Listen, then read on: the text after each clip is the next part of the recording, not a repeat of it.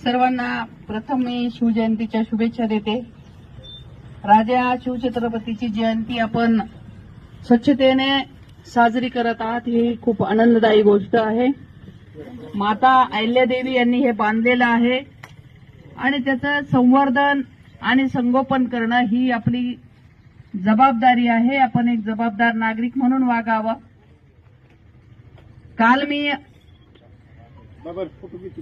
दर्शनाला गंगेच्या किनारी बरेच मंदिर हे केले, परंतु त्या ठिकाणी इतकं वाईट वाटलं की ज्या गंगेला आपण आरोग्यदायिनी म्हणतो, माता म्हणतो, आणि त्यामध्ये ते गंगेमध्ये घाणेरडे कपडे सोडून देणं, कचरा टाकणं हे अतिशय चुकीचं आहे।